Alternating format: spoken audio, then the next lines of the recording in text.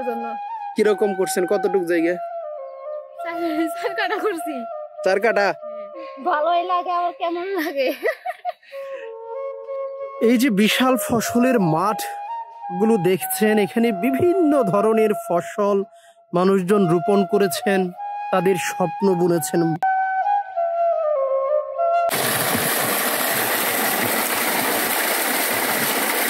বাংলাদেশের একজন কৃষক আসলে কতটুকু পরিশ্রম দেয় ওনাদের সেই ফসলটা ফলানোর জন্যে, আসলে যখন আমরা এই ফসলের মাঠে না আসি সেটা কিন্তু কল্পনা করতে পারবো না।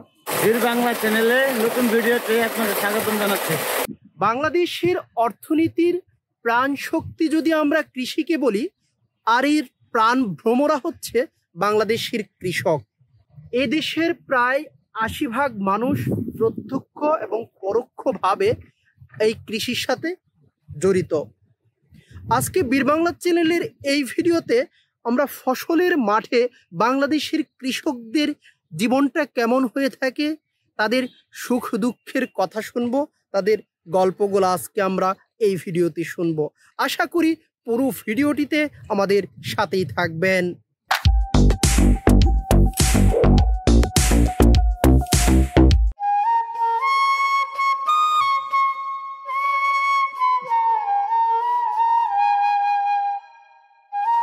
ষোলো চাষে মোলা, তার অর্ধেক তোলা, তার অর্ধেক ধান, বিনা চাষে পান, কলা রুয়ে নাকে টোপা, তাতেই কাপড় তাতেই ভাত। আনুমানিক প্রায় ৮ম শতাব্দীতে রচিত খনার এই বচনগুলো বাংলাদেশ সহ ভারতীয় উপমহাদেশের বিভিন্ন দেশের কৃষিতে কাজে লাগিয়েছে মানুষ। এই যে পাট শাক এত কষ্ট করে করতেছেন, এখন যে কাজ করতেছেন, কয়টার সময় আসছিলেন? রোজা রাখছেন তো? রোজারে কয়টার সময় আসছেন? 11টার সময়। 11টার সময়, এখন 2টা বাজে। 2টা বাজতেছে। কাজ কতক্ষণ কাজ করবেন?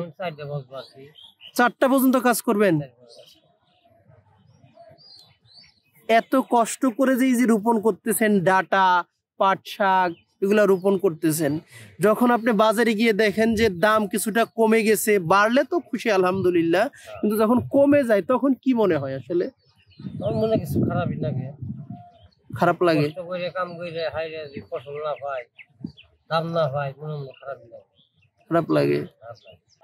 এই যে বিশাল ফসলের মাঠ গুলো দেখছেন, এখানে বিভিন্ন ধরনের ফসল মানুষজন রোপণ করেছেন, তাদের স্বপ্ন বুনেছেন। ধরতে পারেন যে এগুলো তাদের ভবিষ্যৎ স্বপ্ন বোনা। এক একটা ফসল শেষ হয়, তারপরে অন্য একটা ফসলের প্রস্তুতি নেন আমাদের এই বাংলাদেশের কৃষকেরা।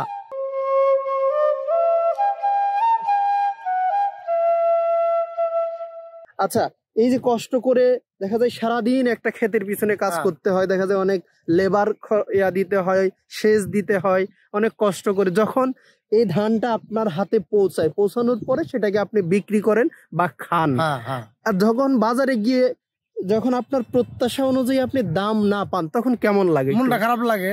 কি মনে হয়? মন খারাপ, বিশাল খারাপ লাগে। এরা মনে হয় জৈব সার কিনে 150 টাকা ধরা, এরা যে পটাশ নেই 150 টাকা ধরা, এক বোতল 20 নেই বলে 360 টাকা নেয়। আবার মনে হয় যে ডিএবি 200-250 টাকা ধরা, এরা কামলা বেতন নেবে 1000 টাকার ময়না, লাগানি 500-600 টাকার ময়না, 11-10,000 টাকা মোটর ভাড়া নিতেছে।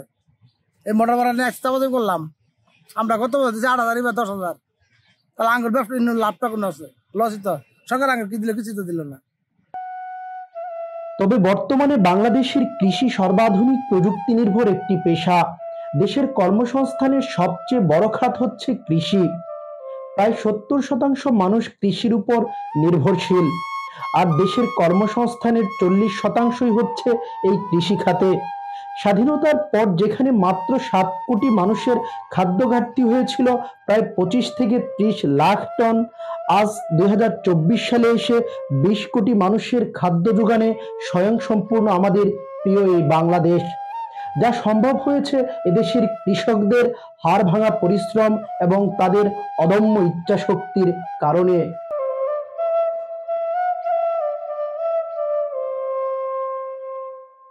বাংলাদেশের একজন কৃষক আসলে কতটুকু পরিশ্রম দেয় ওনাদের সেই ফসলটা ফলানোর জন্যে, আসলে যখন আমরা এই ফসলের মাঠে না আসি সেটা কিন্তু কল্পনা করতে পারবো না।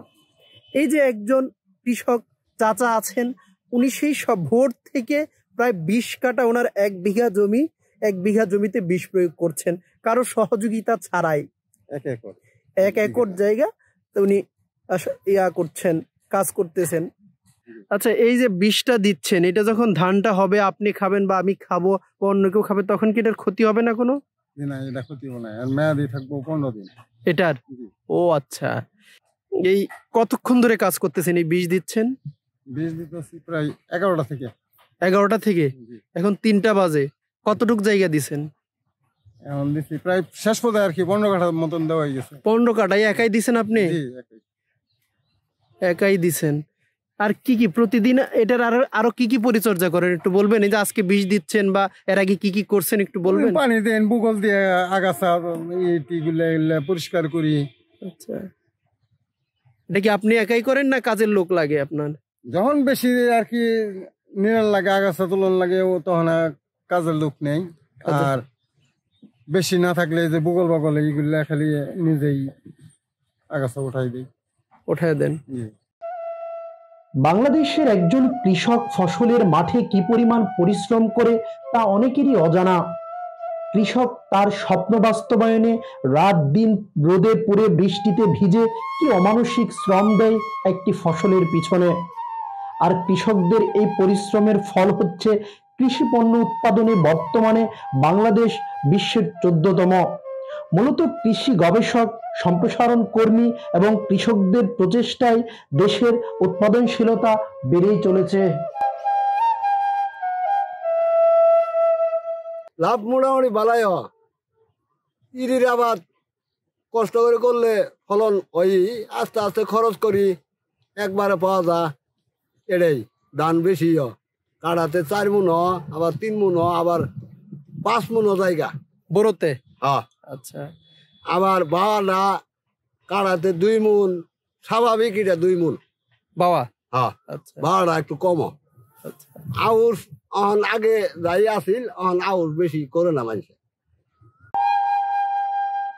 বিশ্বের কৃষি প্রধান দেশ হিসাবে বাংলাদেশের কৃষিতে নারীর অংশগ্রহণ বেড়েই চলেছে।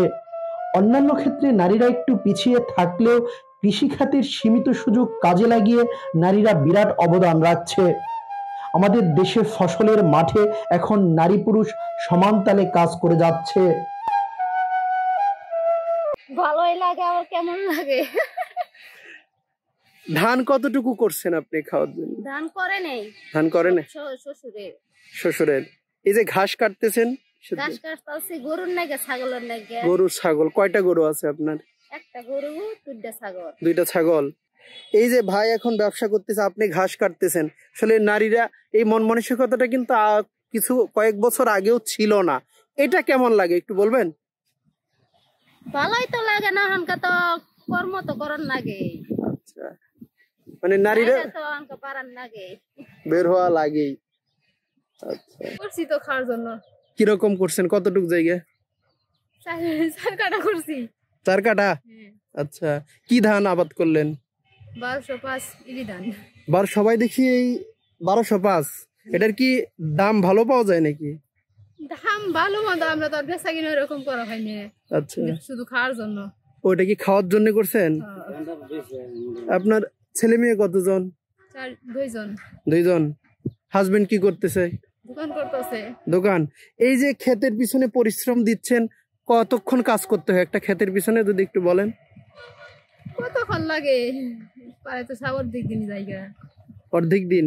ওনারা বললো, একজনে বললো যে সকাল 6টা থেকে একবারে বিকাল 5টা পর্যন্ত দেখা যায় নাকি? হ্যাঁ, আঙুর তো অল্প অল্প অল্প সময় তো লাগবে। অল্প। এই হচ্ছে আমাদের সবুজের বাংলাদেশ, সবুজে ঘেরা বাংলাদেশ। আসলে ফসলের মাঠে খেতে না আসলে, এই ধান খেতে না আসলে, এই কৃষকের সাথে না মিশলে কিন্তু আপনি বাংলাদেশের প্রকৃত রূপটা কিন্তু আপনার চোখে পড়বে না। এই যে দেখতে পাচ্ছেন যে আপনাদের আমরা কিন্তু ফসলের মাঠে যে কৃষকের জীবনটা কেমন হয় সেটা দেখাচ্ছি। এই যে দেখেন, মানুষ কিন্তু ধানের পাশাপাশি যে কচু, তারপরে অনেকে আবার কলা গাছ রোপণ করেছে, অনেকেই ভুট্টা রোপণ করেছে। আমি আপনাদের বলছিলাম আচ্ছা, এই ফলনটা পাইতে এই কলা গাছে কবে লাগে, এটা কয় মাস লাগবে এটার থেকে যদি ফল? 10 মাস লাগবে। 10 মাস লাগবে এর মধ্যে কলা পাইতে গেলে? 10 মাস পরে কলা পাওয়া যাবে। আচ্ছা, এই কলা বিক্রি করেন কিভাবে, হিসাবটা কিভাবে করা হয়? বিক্রি হিসাবে কলা ছড়ির মধ্যে হিসাব হয়ে যায়। এটা কি ছড়ি হিসাবে না হালি হিসাবে? না, হালি হিসাবে আমরা বেশি, কলা পাকায় বেশি। কেমন খরচ হবে এই গাছ? কয়শো গাছ লাগাইছেন এখানে? এরকম গাছ লাগাইছে আপনার 130টা। 130টা। আপনার টোটাল কলা পেতে কত টাকা খরচ হবে? ধরুন অন্তপক্ষ 4,000 টাকার মতো খরচ। 4,000 টাকা হইলে খরচ হয়ে যাবো। আচ্ছা, যখন আপনি 10 মাস পরে ফলন পাবেন তখন কত টাকা বিক্রি করতে পারবেন? ফলন পাইলে ভালো ফলন হয় তাহলে অন্তপক্ষ তোমার লাখের উপরে যাবো। 130 টাকা আছে। 130 টাকা আছে। আচ্ছা, ধানের থেকে ভুট্টার প্রক্রিয়াটা কি? এটা যখন আপনি চাষ করবেন এটার প্রক্রিয়াটা কি করতে হয় একটু বলবেন? ভুট্টার চাষ ওই ধানের চাষের মতনই। আচ্ছা, 3 চাষ করে দেওয়ার লাগে, কিন্তু ভুট্টাতে একটু খরচ কম হয়, লাভ বেশি। আচ্ছা, কেমন কাঠা প্রতি কেমন খরচ হয় আর কেমন লাভ থাকে একটু বলবেন? কাঠা ভুট্টা মনে করেন যে বলে 2-3 বার সেচ দিলেও, আর প্রথম চাষের মধ্যে যখন লাগানি হয় তখন সার দিয়ে, আবার পরবর্তীতে একবার সার দিয়ে পানি দিলেই, 3 বার সেচ দিলেই ভুট্টা হয়ে যায়, ফলনের উপযোগী হয়ে যায়। ফলনের উপযোগী হয়ে যায়। আর ভুট্টা ফলনের বেশি। কাঠা প্রতি কিরকম? 5 মণ। 5 মণ পান? 5 মণ। আচ্ছা, একরকম হলেই, এর বেশিও।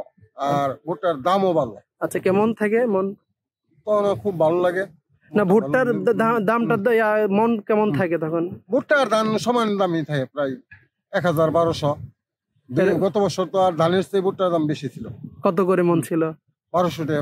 1200 মন, মানে একটু কম কষ্ট করে ওটাতে ফলন ভালো এবং লাভও ভালো থাকে।